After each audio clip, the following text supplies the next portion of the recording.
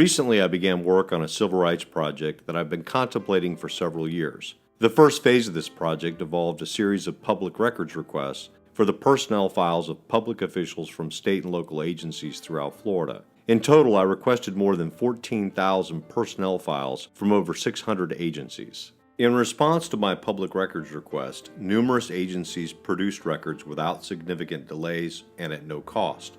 The overwhelming majority, however, responded by seeking to impose a special service charge. Collectively, the fees demanded amount to many hundreds of thousands of dollars, a cost so prohibitive that I've been forced to withdraw my request. In reviewing the responses to my public records request, it's clear that some agencies acted in good faith by providing records without cost or with written estimates that reflect minimal cost demands. Even so, the cumulative costs are prohibitive. By contrast, many agencies have sought to impose costs and delays that appear to exceed the authority contemplated in Florida's Public Records Act. Given my limited resources, seeking to enforce the Public Records Act in these instances simply isn't feasible. As an alternative to litigation, I've decided to address some of the more common issues in this video, with the hope that agencies subject to the Public Records Act will consider amending their records policies in order to make records more accessible to the public and to more closely conform with both the spirit and the letter of the law. This video isn't intended to pick a fight. Rather, it's my hope that the issues addressed here will begin a series of discussions within agencies and with advocates for open government about how agencies apply their policies and how technology should positively impact access to public records. Commercial-grade analog copiers went out of production in the mid-1990s. As a consequence, virtually all photocopiers being used today by agencies subject to the Public Records Act are digital copiers. In the simplest term, a digital copier is a printer with a built-in scanner. Digital copiers don't make copies in the same way analog copiers do, a fact that has not been accounted for in a statute that was written long before digital copiers became the dominant means of duplication. When a user places a hard copy original in a document feeder or on the platen and presses the start key, the digital copier scans the original and creates a digital image. At that point, the digital image can be printed, emailed, faxed, or stored in an electronic archive. The key point here is that a digital image of the public record has been created. That fact should significantly impact how a public agency responds to a public records request. It is well established that agencies must provide records in the format in which the records are created, received, or maintained. Since agencies using digital copiers must first create a digital image of the public record, they are obliged to provide the record in that format if asked to do so. Once a record has been converted to a digital format, it is no longer necessary to make hard copies in order to review and redact a public record. Records can and should be reviewed and redacted electronically. Digital records may also be emailed and faxed in their electronic format without the need or expense of making hard copies. It also reduces the labor and materials required to review, redact, and produce records for the public.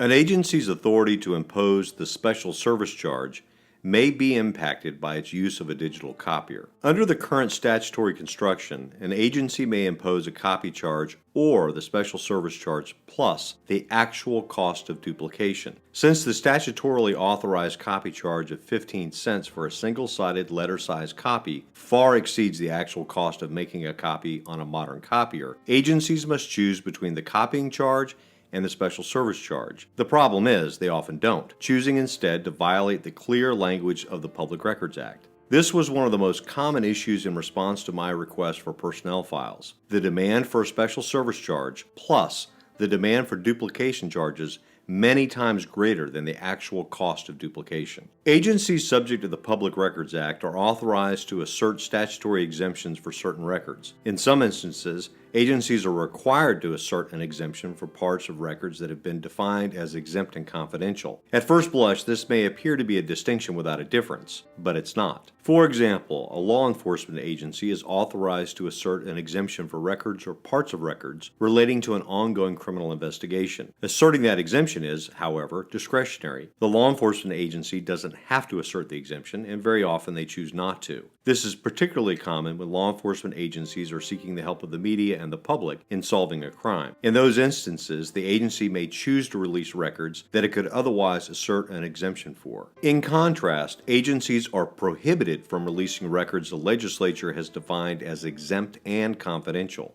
Social Security numbers are a good example of this. With very few exceptions, agencies are prohibited from disclosing a person's Social Security number. The redaction of public records that are subject to exemptions is where the impact of digital copiers should be greatest. Unfortunately, most agencies fail to capitalize on this technological advantage. Once a record has been digitized, it can be redacted electronically. There are many solutions available, but since Adobe Acrobat is already being used by most agencies, I'll use that as our example.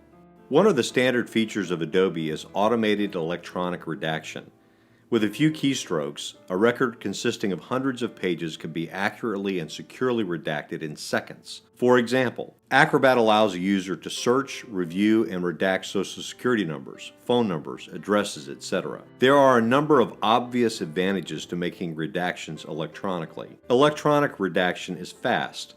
A process that might take hours or even days can be accomplished in seconds or minutes. Electronic redactions are more accurate. In response to my recent request for personnel files, a number of agencies produced manually redacted records that contained exempt and confidential data such as Social Security numbers, and at least in one instance, records relating to multiple ongoing undercover law enforcement operations. Of course, in each of those cases, and in cooperation with the agencies involved, I destroyed the records so no harm came to anyone's identity or to any law enforcement operations. It is, however, remarkable how often I see records produced in response to a public records request that have been reviewed by attorneys that still contain exempt and confidential information. This concern can be reduced, if not eliminated, by making redactions electronically. Electronic redactions are more accurate. I've lost count of the instances where an agency has made manual redactions that still allow the redacted data to be seen. In some cases, agencies have attempted to make redactions by hand using a black marker. At least 50% of the time, it is still possible to view the redacted materials simply by zooming in and adjusting the exposure of Acrobat. In other cases, agencies have manually redacted records in Acrobat without using the redaction features. They do this by placing black boxes on top of the confidential data. Of course, all that's necessary to view the redacted portions of the records is to click Edit, select All, and Delete.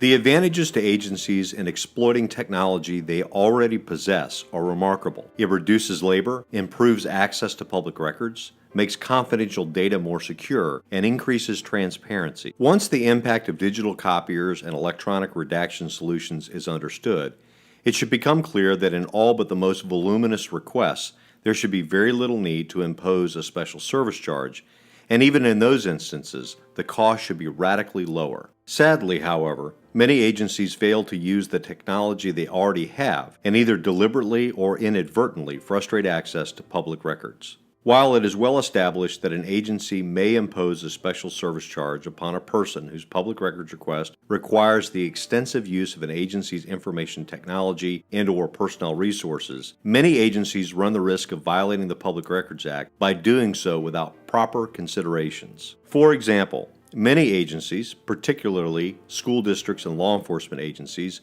utilize unpaid volunteers. In many instances, these volunteers are inarguably agency personnel. They carry agency-issued ID, and in the case of auxiliary law enforcement officers, guns and badges. In most instances, these unpaid agency personnel are capable of identifying, retrieving, reviewing, and duplicating public records. In those instances, even if paid agency personnel perform the work, agencies are prohibited from demanding labor costs from someone making a public records request. Certainly, agencies are authorized to recover the cost of the extensive use of personnel and resources in responding to a public records request when the request is indeed voluminous or otherwise burdensome, but agencies are not required to do so. In some cases, I think it is in the interest of an agency to waive the imposition of the special service charge. In any event, agencies should impose the special service charge carefully, and it should not be used simply as a means of running off unwelcome requesters. That tactic may work with many requesters, and it might even work with most